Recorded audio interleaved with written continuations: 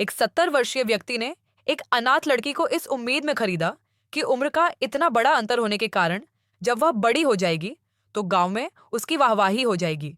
इसलिए उसने नदी के बीचों बीच एक छोटा सा द्वीप ढूंढ लिया ताकि वह उसके साथ फिर से एकांत में रह सके। उस समय द्वीप खाली था, लेकिन उस युवा और भोली लड़की को यह शांत जीवन काफी आकर्षक लगा। उसने उस बूढ़े व्यक्ति को लकड़ी का घर बनाने में मदद की, और जब वह नदी में मछली पकड़ रही थी तो वह पास खड़ा होकर पानी नापने की तैयारी कर रहा था। वे दोनों एकदम सही जोड़ीदार थे, जब तक कि एक दिन एक सैनिक वहां से गुजरा। यह पहली बार था जब लड़की ने किसी युवक को देखा था, और किशोरावस्था में वह इतनी उत्सुक थी कि उसकी नींद भी उखड़ गई और वह बेचैन हो गई। अक्सर वह दूर तक शून्य भाव से देखती रहती। युवा सैनिक फिर से वहां से गुजर गया, लेकिन लड़की पहले की तरह शांत थी। लड़की अपने शरीर पर लगी गंदगी धोने के लिए नदी में चली गई, अपने दिल की गहरी लालसा को भूल गई। उसने कुछ दिनों तक कर्तव्य निष्ठा से बूढ़े की मदद की। जब छोटी लकड़ी की आकृति घास का ऊपरी हिस्सा उठा ले गई तो लड़की हमेशा की तरह नदी में नहाने जा सकी। इसी समय लंबे समय से प्रतीक्षित सैनिक आखिरकार आ पहुंचे। वे नदी के किनारे भीगी हुई लड़की को गौर से देख रहे थे, जो उसके लंबे कद से विचलित थी। लड़की उसकी निगाहों से थोड़ी डरी हुई थी। बूढ़े ने देखा कि वह ब्रायन को जानता है, इसलिए उसने कुछ नहीं कहा, लेकिन लड़की और भी विचलित हो गई। सारा दिन नदी के किनारे घूमती रही। दयालु बूढ़े को देखकर उसने जमीन जोतना शुरू कर दिया। उसने आत्मनिर्भरता हासिल करने के लिए केबिन के चारों ओर फसलें बोने की योजना बनाई। लड़की ने आज्ञाकारी होकर बुवाई में मदद की। अचानक बिजली और हवा ने एक तूफान ला दिया, जिससे दोनों केबिन में फंस गए। वे अंदर रहने में कामयाब रहे, लेकिन उन्होंने जो खंभे बिछाए थे वे बह गए। बूढ़े ने अपने बच्चों के साथ साझा करने के लिए नदी के एक टापू पर एक छोटा सा घर बनाया।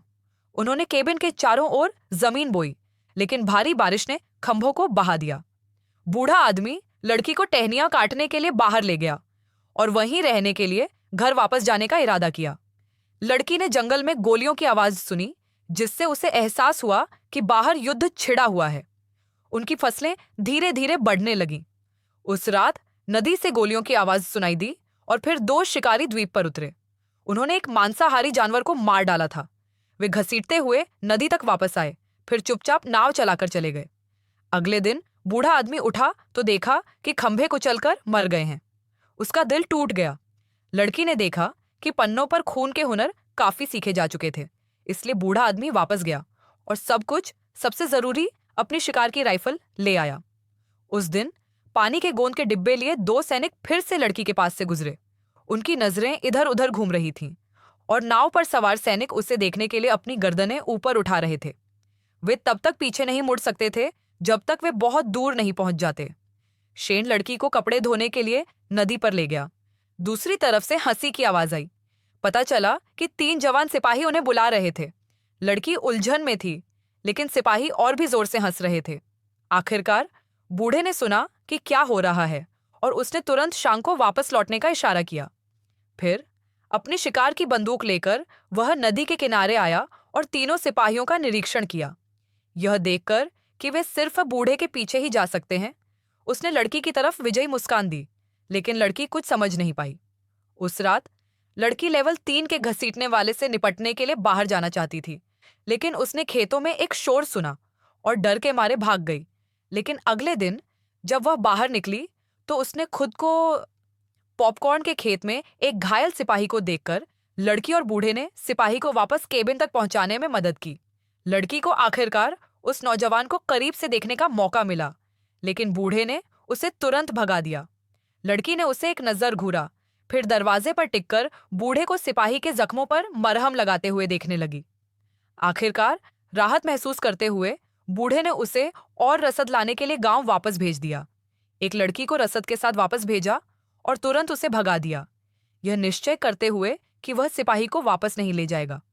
उसकी देखरेख में सिपाही ने कुछ देर तक उसे देखा और पाया कि वह काफी आज्ञाकारी है, इसलिए वह लड़की को वापस ले गया। लड़की सिपाही को देखती रही और उसे चिढ़ाती रही। दोनों मक्के के खेत में एक दूसरे का पीछा करते रहे, फिर नदी की ओर दौड़े और एक दूसरे पर पानी के छींटे मारते हुए इतनी जोर से हंसे कि पास में काम कर रहा बूढ़ा यह देखकर इतना हैरान हो गया कि उसके हाथ से बाघ का सिर गिर गया।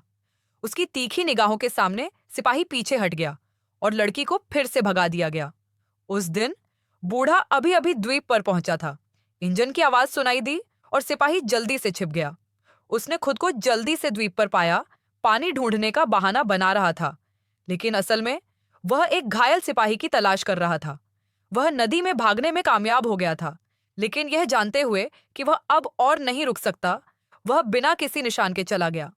मैंने सोचा था कि सब कुछ सामान्य हो जाएगा, लेकिन फिर से तेज बारिश शुरू हो गई। मैंने कल्पना की कि बूढ़ा आदमी छोटी लड़की को फसल काटने ले जा रहा है, लेकिन बारिश बहुत तेज थी। द्वीप पर फंसा बूढ़ा आदमी अपनी मेहनत से बोई गई मक्के की फसल को बचाने की पूरी कोशिश कर रहा था, लेकिन पानी उसके केबिन तक पहुंच चुका था। उसने नाव को पानी में धकेला, लेकिन वह बेहोश हो गया। लड़की को बहते हुए देखने के अलावा कुछ नहीं कर सका। मेरे भीतर के सपने भी डूब गए। द्वीप की तरह आगे और देखने के लिए कमेंट करें।